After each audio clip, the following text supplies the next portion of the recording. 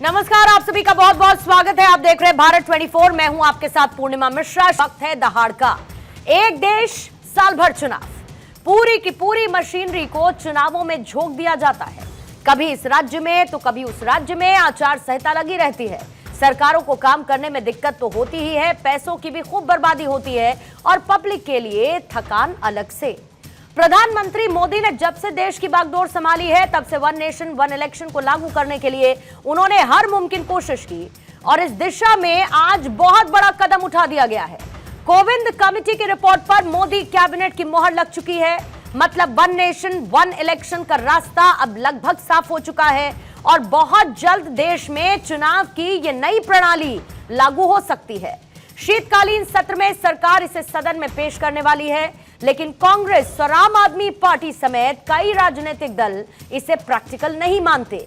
विपक्ष ये सवाल उठा रहा है कि जो सरकार एक साथ 4 राज्यों का चुनाव नहीं करवा पाती, वो पूरे देश में एक साथ चुनाव कैसे करवाएगी? क्या देश में इतनी मशीनरी है कि लोकसभा और राज्यों के विधानसभा चुनाव एक साथ कराए जा सके?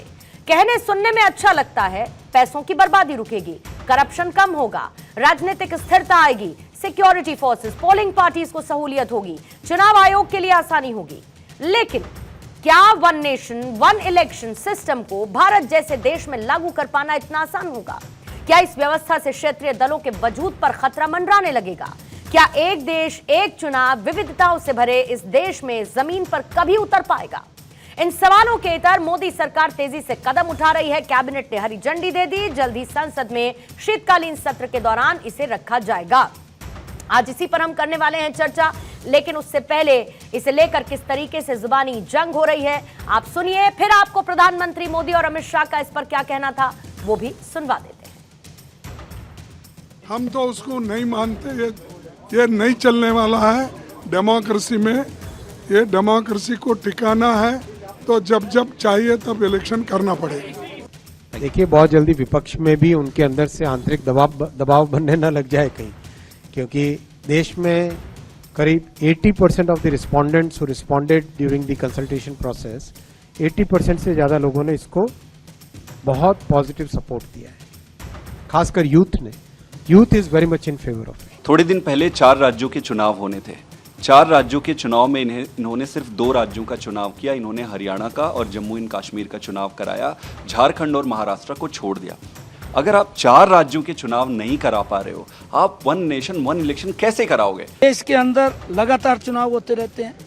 एक तो विकास की गति बाधित होती है, दूसरा लोगों के काम नहीं होते और लगातार लोग चुनाव की प्रक्रिया में ही फंसे रहते हैं।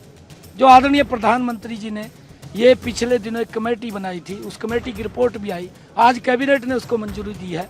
मैं बहुत बहुत धन्यवाद करता हूँ। इससे खर्चा भी कम होगा, विकास की गति भी देश के अंदर बढ़ेगी। तो नरेंद्र मोदी का पूरा गेम प्लान यही है कि नेशनल पार्टीज रहें और दूसरे तमाम रीजनल पार्टीज, छोटे पार्टीज हमेशा के लिए खत्म हो जाएं। आप देखिए कि अगर नेशनल इलेक्शन होगा तो मुद्दा नेशनल होगा, रीजनल इलेक्शन होगा असेंबली का, विधानसभा का, तो रीजनल मुद्दा होगा। नरेंद्र मोदी ये चाहते हैं कि रीजनल मुद्दा कभी बने ही नहीं। तो बीजेपी यही चाहती है कि ये वन नेशन वन इलेक्शन करवाकर रीजनल पार्टीज को कमजोर करके रख दिया जाए। और ये बार बार इनका आर्गुमेंट है कि नहीं, हर थोड़े दिन का इलेक्शन हो रहा है, हर थोड़े महीने के बाद इलेक्शन होना, ये भारत के गरीबों का फायदा है। इसमें देश ने इस देश की प्रगति में रुकावट बन रहे हैं, गतिरोध पैदा कर रहे हैं। आज कोई भी योजना को चुनाव के साथ जोड़ देना आसान हो गया है, क्योंकि हर 3 महीने 6 महीने कहीं न कहीं चुनाव चल रहा है। कोई भी योजना जाहिर करोगे आप तो मीडिया में देखेंगे, चुनाव आया तो फलाना हो गया, चुनाव आया तो फलाना हो गया। हर काम को चुनाव के रंग से रंग दिया गया है और इसलिए देश में व्यापक चर्चा हुई है। सभी राजनीतिक दलों ने अपने विचार रखे हैं। एक कमेटी ने बहुत बढ़िया अपना रिपोर्ट तैयार किया है। वन नेशन वन इलेक्शन के लिए देश को आगे आना होगा। वन नेशन वन इलेक्शन, उसको लेकर क्या योजना है और कब तक इसको लागू किए जाने की संभावना? इसी सरकार के कार्यकाल में वन नेशन वन इलेक्शन हम लागू करेंगे। तो आपने सुना राजनीतिक दलों की इसको लेकर प्रतिक्रिया किस तरीके की सामने आई है। आइए सवालों का पहले जिक्र कर देते हैं और इन्हीं सवालों के इर्द गिर्द रहेगी आज दहाड़ की चर्चा। सबसे पहला सवाल यही है कि वन नेशन वन इलेक्शन लागू करना कितना कठिन रहेगा। भारत जैसे देश में एक देश एक चुनाव आखिर कितना व्यवहारिक, कितना प्रैक्टिकल है। एक देश एक चुनाव से राजनीतिक अस्थिरता क्या खत्म होगी? क्या वन नेशन वन इलेक्शन से करप्शन पर अंकुश लगेगा? क्या सरकारों को काम करने का ज्यादा वक्त मिल पाएगा वन नेशन वन इलेक्शन के बहाने?